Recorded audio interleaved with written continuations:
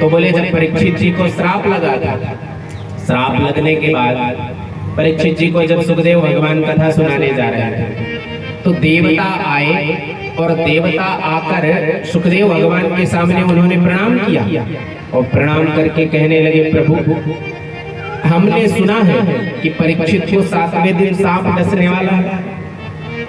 सुखदेव भगवान ने कहा तुमने सही सुना। तो बोले फिर ऐसा करो कि अमृत ले लो हमसे और ये अमृत पिला दो परीक्षित को, इसको मृत्यु से मुक्ति मिल जाएगी, ये कभी मरेगा नहीं, क्योंकि जो एक बार अमृत पी लेता है फिर वो अमर हो जाता है। सुखदेव भगवान ने सोचा, सूर्य नर मुनि शब की यह रीति, स्वार्थ लाभ करहि शब प्रीति। ये संसार को छोड़ो। महाराज देवता भी कितने स्वार्थी होते हैं कि अपना काम साधना होता है महाराज तो सीधा चले आते हैं, इसका मतलब कोई गड़बड़ी। कैसे? बोले जो कभी आपसे, आप भी सोचो, जो कभी आपसे सीधे मुंह बात ना करता हो, कभी आपसे बोलता ना हो, आप जब उसके घर में जाओ तो महाराज अनेक प्रकार के मुंह बनाए और अचानक से आपके पास आए और आपकी बड़ाई करने लगे, अरे महाराज आप तो बड़े श्रेष्ठ हो, आप तो बड़े अच्छे हो, अरे आप क्या, आपके पिताजी इतना दानी थे, इतना प्रतापी थे, तो जरूर तुरंत आप समझ जाना कि कोई गड़बड़ है। क्यों? अभी तक ये बात भी नहीं करता था, अब अचानक से ऐसी बातें करने लग गया है। कहने का अभिप्राय कि जो आपसे अचानक में आपकी बड़ाई करने लग जाए, पहले आपसे बोले ना और अचानक से आपके बड़े, तो समझ जाना कि अपना कोई काम बनाने के लिए आया आपके पास। तो देवता आए और सुखदेव भगवान ने सोचा कि महाराज इस संसार में तो अनेक लोग रोज मर रहे हैं, तो वहां क्यों नहीं गए ये देवता, उनको जाके अमृत पिला दे, केवल परीक्षित से ही इनको क्यों प्रेम है। तो तुरंत सुखदेव भगवान बोले ठीक है अमृत पिलाओ और चले जाओ। तब असलियत सामने आ गई। असलियत क्या आई? देवता कहने लगे, प्रभु हम अमृत तो पान करा देंगे, लेकिन एक बात है। बोले वही बात तो मुझे जाननी थी, बताओ। तो बोले बात ये है कि हमने सुना है कि आप इसको कथामृत पान कराने जा रहे हैं। बोले हाँ। तो बोले हम इसीलिए आए, इसको मृत्यु का भय है तो अमृत पिला दो, मृत्यु से बच जाएगा, और ये जो कथामृत है ये हमें पिला दो। इतना सुनते ही महाराज सुखदेव भगवान कहते हैं कि तुम कथा सुनने के इच्छुक नहीं, तुम तो महाराज सौदा करने आए हो, तुम तो सौदा करने आए हो। तुम तो कह रहे हो कि अमृत ले लो और कथामृत हमें दे दो, लेकिन सुन लो देवताओं, क्व सुधा क्व कथा लोके क्व काचः क्व मणिर्महान् ब्रह्मरातो विचार्य एवं तदा देवान् जहासः। सुखदेव भगवान सुंदर वाणी के द्वारा कहते हैं, देवताओं अगर तुम्हें व्यापार ही करना था तो अपने से समभाव के व्यक्ति से। समभाव कैसे? तो बोले जो बराबरी के होते हैं, 100 रुपए आप लेकर जाओगे दुकान में तो आपको 100 रुपए का ही तो सामान देगा वो व्यापारी। आप जाके कहो महाराज 100 रुपए दे के कहो मुझे हीरे का एक टुकड़ा दे दो, व्यापारी क्या कहेगा, मूर्ख है, 100 रुपए में कहीं हीरा आता है? तो बोले जो समान भाव का हो, जो एक दूसरे से सम हो, बराबर हो, उससे ही व्यापार की बात करनी चाहिए। लेकिन तुम्हारा अमृत कैसा? तो बोले सुधा का कथा लोके, तुम्हारा अमृत तो ऐसा है जैसे महाराज तुमने उसकी तुलना ऐसे कर दी कि एक कांच का टुकड़ा लेकर कोई व्यापारी के पास गया और जाकर बोला कि इस कांच के टुकड़े को ले लो और हमें इसके बदले में हीरे का टुकड़ा दे दो। तो कहाँ तुम्हारा कांच का टुकड़ा ये अमृत और कहाँ ये कथामृत हीरे के बराबर। इसकी तुलना तुम्हारे अमृत से नहीं की जा सकती। इसलिए अभक्तांस्य विद्याय न ददौ स कथामृतम्, तुम इस कथा सुनने के अधिकारी नहीं। क्योंकि तुमने सौदे की बात की और सौदे में ऐसी बात की कि महाराज इसका जमीन आसमान का स्तर है। कहाँ तुम्हारा कांच का टुकड़ा ये अमृत, कहाँ हमारा कथामृत हीरे के समान, इसकी तुलना नहीं हो सकती है।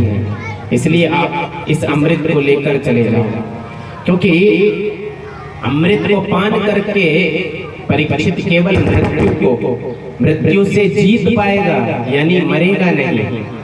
और ये जो कथामृत है, कथामृत को पान करके व्यक्ति अमर नहीं अभय हो जाता है। यानी कथा किसे कहते हैं? तो बोले जो हमारे जीवन की जो मिटा दे संपूर्ण व्यथा, वही है महाराज कथा। भगवान की कथा क्या है? तो बोले जो हमारे जीवन की संपूर्ण व्यथा मिटा दे, वही भगवान की कथा है। तो बोले ये कथा तो हमारे जीवन को अभयता प्रदान करने वाली, केवल निडर नहीं। जो व्यक्ति निडर होता है वो कैसा होता है? बोले कोई अगर किसी को मारने आया तो उसके पीछे दो लोग खड़े हो जाएं तो वो उस समय तो कहेगा कि आ मार, लेकिन जैसे ही वो दो लोग चले जाएंगे तो मारा डर के फिर भागेगा। तो वो हुआ निडर। जब तक कोई पीछे है तब तक तो उसके अंदर हिम्मत है, और जैसे ही पीछे से भागा तुम्हारे फिर से डरने लगा, तो वो हुआ निडर। और जो अभय है, निर्भय है, वो महाराज हमेशा स्वच्छंद होके जीता है, उसको कभी डर नहीं रहता। तो बोले इस कथा को श्रवण करके व्यक्ति हमेशा निर्भय हो जाता है, अभय हो जाता है। हमारे जीवन की संपूर्ण व्यथा को मिटाने वाली ही भगवान की कथा है, और इसकी तुलना नहीं कर सकते हो।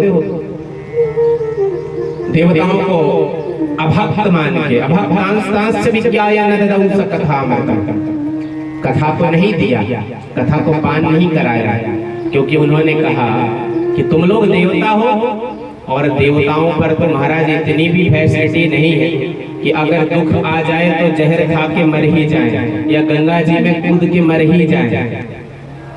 मनुष्यों के पास तो इतनी फैसिलिटी है क्या कि बोले आजकल लोग जो आत्महत्या कर लेते हैं, क्या कर लेते हैं? आत्महत्या का उनको मतलब भी नहीं पता। बोले जब तक तुम जीवित हो तब तक तो कम दुख पा रहे हो, लेकिन जब आप मर जाओगे तो मरने के बाद और बड़ा दुख प्राप्त होगा। क्यों? क्योंकि जब तक मनुष्य हो तब तक तो कुछ उपाय कर सकते हो, और जब प्रेत योनि में चले जाओगे तो खाने के लिए भी कुछ नहीं मिलेगा। इधर उधर भटकोगे, तड़पोगे, किसी से कुछ कहोगे तब भी नहीं कोई सुनेगा। अरे मनुष्य रहोगे तब भूख लगेगी तो किसी से मांग के खा तो सकते हो, तन में कपड़े नहीं, वस्त्र नहीं तो किसी से मांग के पहन तो सकते हो। लेकिन प्रेत योनि में जाकर ना तो महाराज कोई तुम्हारी सुनने वाला और ना तुम किसी की सुनने वाले।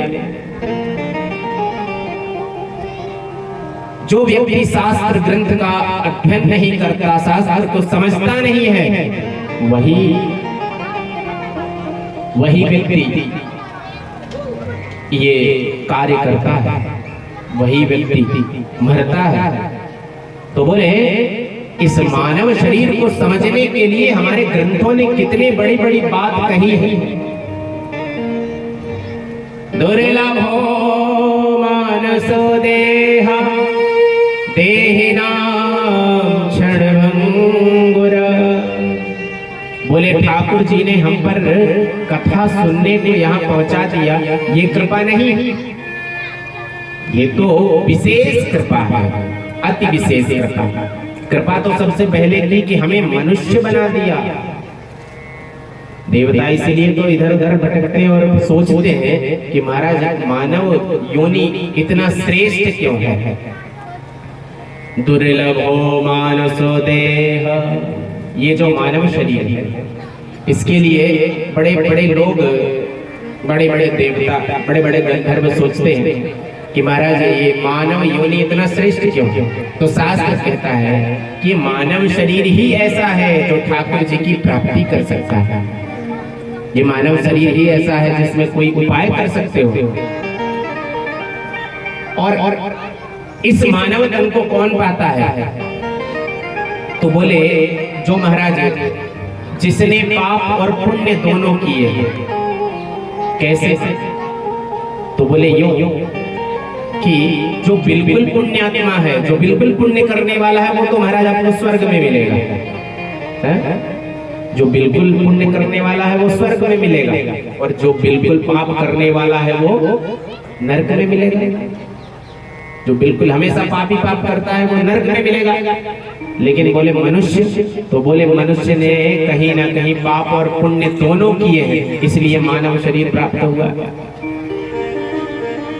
और इन दोनों को करने के बाद जब वो समझ जाता है कि पाप क्या है, पुण्य क्या है, अपने जीवन में ये समझ जाता है कि पाप क्या है, पुण्य क्या है, तो बोले इनको समझने का ज्यादा कोई बड़ा साधन नहीं है, इसको समझना है तो बस एक बात अपने जीवन में उतारना, मात्र एक बात।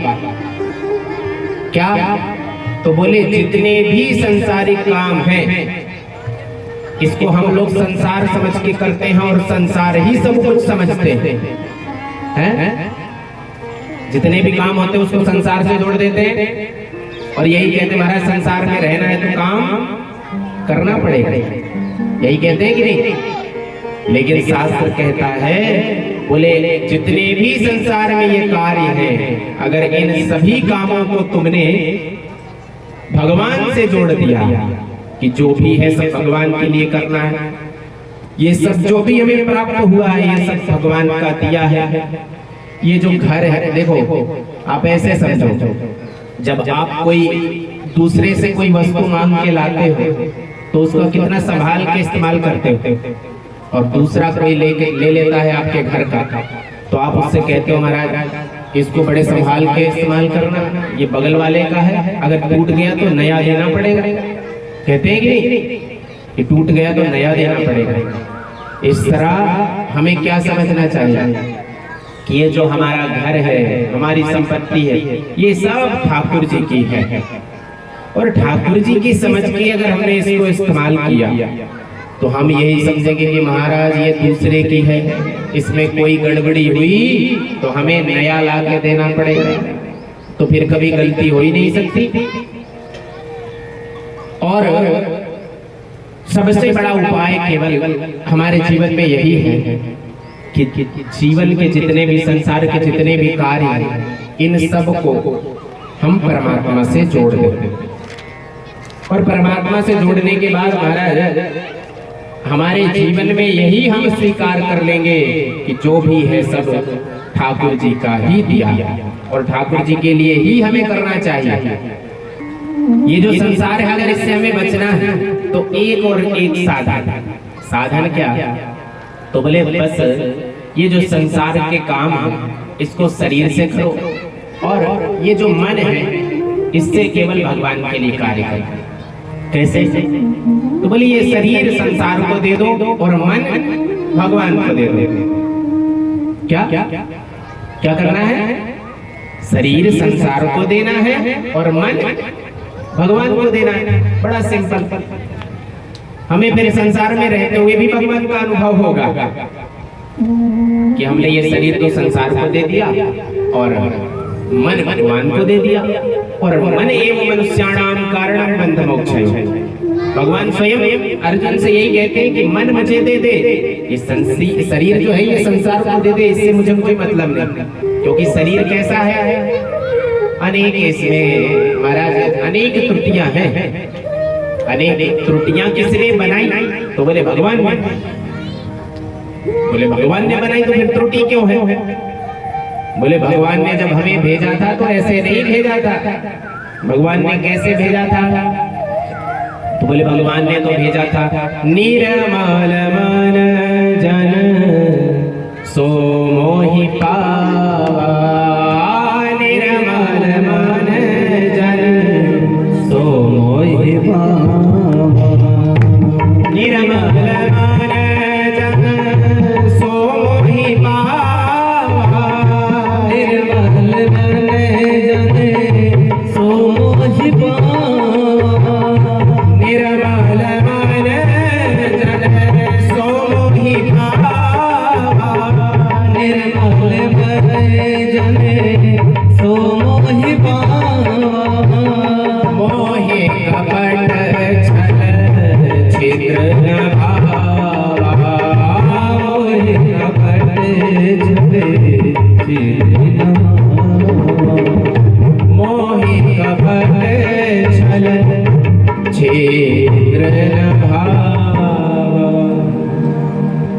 जी ने हमें भेजा था तो कैसे बना के भेजा था? छोटा बच्चा होता है तो उसको हम कहते हैं महाराज छोटे बच्चे तो भगवान के स्वरूप होते हैं, कहते हैं कि क्यों? क्योंकि बच्चे को किसी बात का बोध नहीं होता। छोटा बच्चा है महाराज, उसको एक टॉफी दे दो तो ऐसा लगता है कि उसको सारा संसार मिल गया, सब कुछ मिल गया, कैसे प्रसन्न हो जाता है। लेकिन वही जब बच्चा बड़ा हो जाता है तो अरबों खरबों रुपए मिल जाते हैं, संपत्ति मिल जाती है, फिर भी कामना रहती है और मिल जाता था। तो भगवान ने दिया था आनंद और सब निर्मल मन दे के हमें भेजा था। भगवान तो यही कहते कि जैसे मैंने तुझे भेजा वैसे मेरे पास आ जा तो मैं तुझे तुरंत स्वीकार कर लूंगा। लेकिन तूने इसी मन को इतना इस संसार में फंसा दिया कि काम क्रोध लोभ मोह मद मात्सर्यता इसमें भर दी। क्यों? क्योंकि महाराज आजकल सबसे बड़ा रोग क्या कहेंगे लोग? जीवन में सबसे बड़ा रोग क्या है? तो बोले सबसे बड़ा रोग क्या कहेंगे लोग? अपने लिए नहीं, आदमी कहता महाराज पड़ोसी क्या कहेगा, अगर हमने ऐसा किया तो ये क्या कहेगा, वो क्या कहेगा, इसमें ही परेशान है व्यक्ति। क्योंकि जो भगवान के कार्यों में लग जाता है वो संसारियों के लिए पागल है, और जो संसार में लगा रहता है वो भगवान में जो लगा है उसके लिए पागल है। अपना मन किसने किसने भगवान में लगाया है या लगाना चाहता है? जो लगाना चाहता है वो हाथ उठाए और आओ मेरे साथ 2 मिनट के लिए यही प्रार्थना करते हुए कहो, ये भजन सबको आता है, सब लोग मेरे साथ गाना।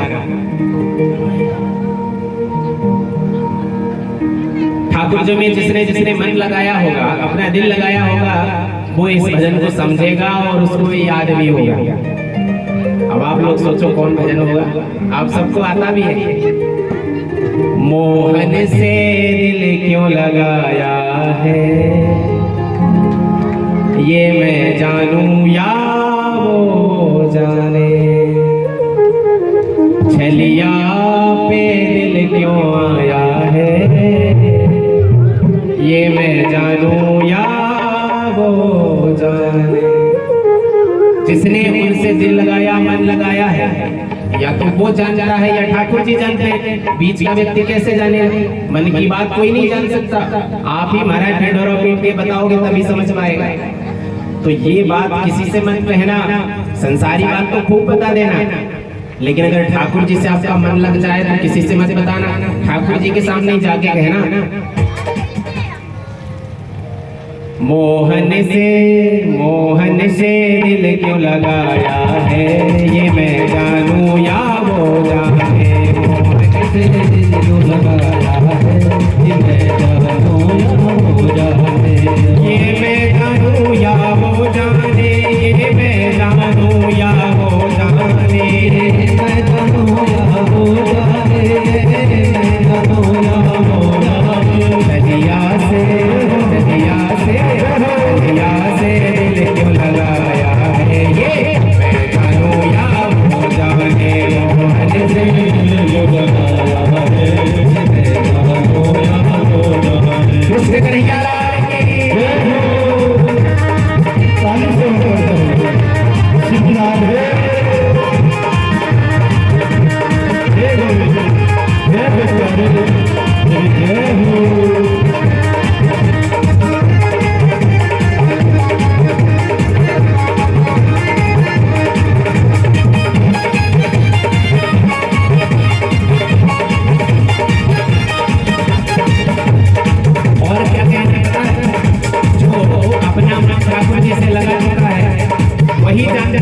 कि ठाकुर जी की बात कैसी है। ठाकुर जी की बात तो महाराज सबसे अलग है। हर बात निराली है उसकी, हर बात में है एक टेढ़ापन, हर बात में है एक टेढ़ापन, हर बात में है एक टेढ़ापन, हर बात निराली है उसकी, हर बात में है एक टेढ़ापन, हर बात में है एक टेढ़ापन, हर बात में है एक टेढ़ापन।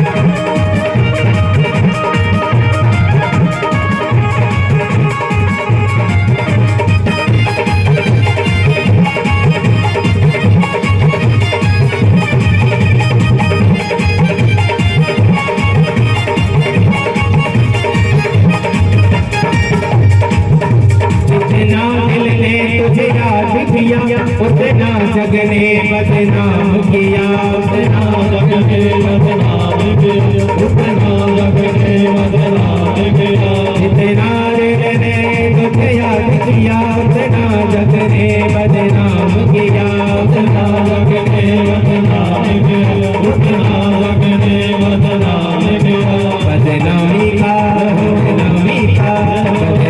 का भल क्या पाया है, ये मैं जानूं या हो जाए,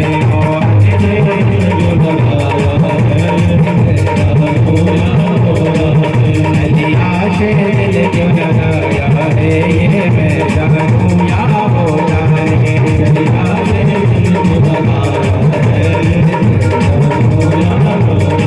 कृष्ण महाराज की जय हो।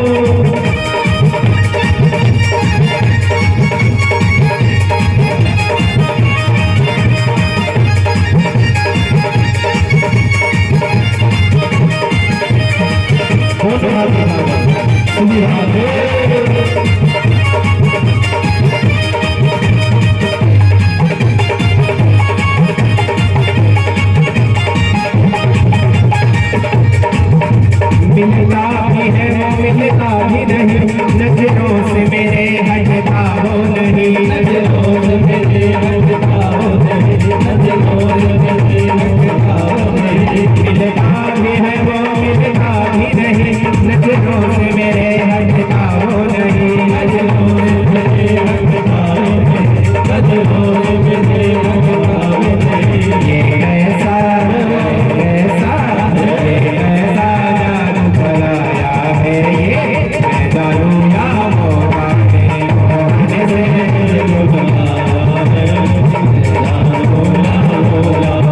सदिया से दिल क्यों लगाया है, ये मैं जानूं या हो जाए,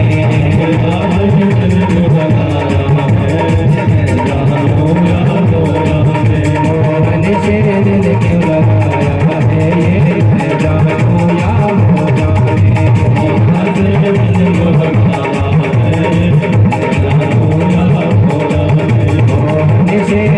क्यों लगाया है, मैं जानूं या हो जाए।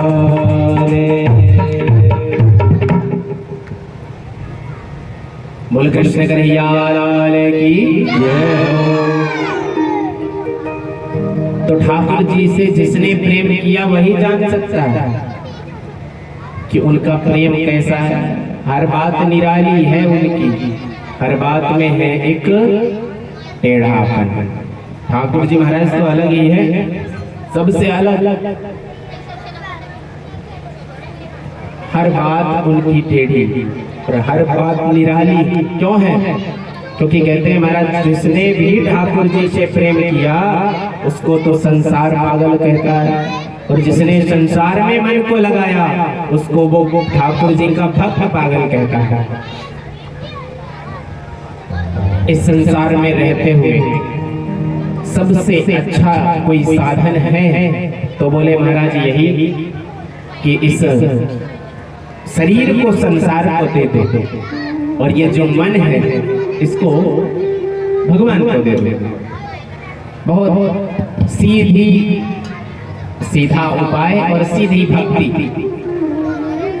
मन भगवान का और शरीर संसार का।